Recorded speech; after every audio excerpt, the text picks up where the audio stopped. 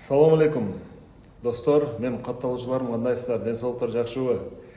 Көптөн бери видео жүктөбөй. TikTok'ка бир видео жүктөгөм да. 900 комментарий түштү да. Аябай дагы деле талкуу болуп атат. Көп болуп калды, бир 2 ай болуп калды окшойт менимче. Ошону сиздер менен да бөлүшөйүн деп YouTube'дагы катталуучулар менен сиздерге да суроо катары берейин деп атам да. Кызык окшойт менимче. Элестетиңиздер, эч ким жашабаган арал, элестетиңиздер. Ал аралда 5 айлык бир бала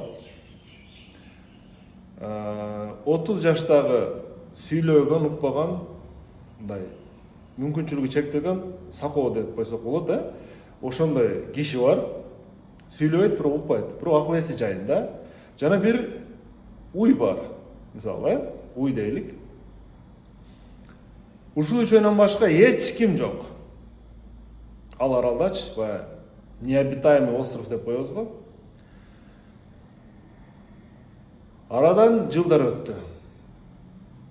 5 жыл өттү, мисалы үчүн, 8 жыл өттү дейлик. Бала чоңойду. 8 жашка чыгып калды дейлик. Жашаш керек тура. Теги киши баланы эптеп бакты, уйдун сүтү менен да бакты, мисалы үчүн. Дагы бир мөмө жемишти алып келиши мүмкүн. Арадан 8 жыл өткөндөн кийин жанагы бала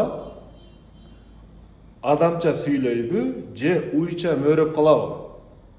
Эч ким жок арал. Үчөөнөн башка эч ким жок. Ушуну сиздерге суроо кылып берейин дедим да.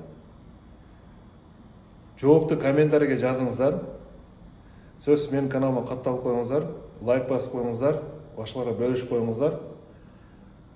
Арадан 8 жыл өткөндөн кийин жаш бала, бая бала адамча сүйлөйбү, же уйча мөөрөйбү? Ийгилик.